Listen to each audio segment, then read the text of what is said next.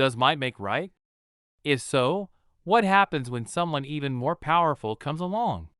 One of Matilda's repeated lines in this movie is that when people mistreat you, you have to stand up to it, or else you're basically saying that it's okay.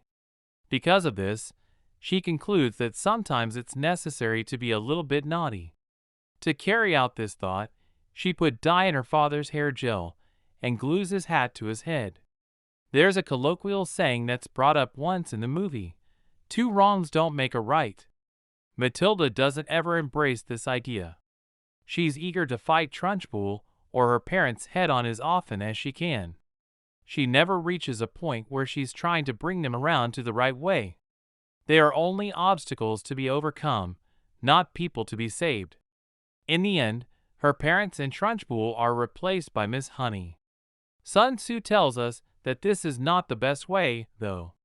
In Art of War 3:2 he says that to fight and conquer in all your battles is not supreme excellence. Supreme excellence consists in breaking the enemy's resistance without fighting. But I have to admit, there's a certain fantasy fulfillment in watching a tiny, 5-year-old girl stand up to and best a full-grown villain. Even someone like me that had awesome parents can think of a few adults that didn't give us the proper respect at various times when we were growing up. At that young age, very few of us had the emotional or spiritual resources to extend grace to these people before early adolescence. At those young ages, we just wish we had the power to fight back effectively. One of the common misconceptions is that children are inherently good. However, when we identify with young Matilda, fighting back rather than calling authorities, and using magic powers to put evil people in their place instead of seeking restoration and forgiveness, we acknowledge that our own inner child isn't good. I count myself in this. I know better, but even I find myself cheering as Trunchbull faces down the fake ghost of her brother and loses to what is in reality a 5-year-old child.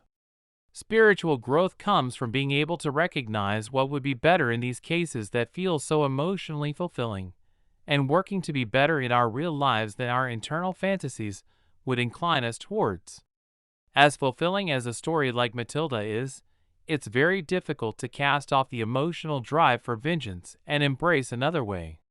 Yet we all know that there are Trunchbull people in the real world that won't repent. They'll keep doing what they need to feel like they're getting ahead, even when it hurts their family and friends and strangers. Someone needs to stand up to these people. Someone needs to lead the revolution. Sadly, it will most often be someone like Matilda that really does lead that revolution. Someone who is willing to pursue revenge and use power. Someone really seeking justice will try to find forgiveness for their enemies, and this will slow the revolution, alienate friends, and lead to difficult conversations.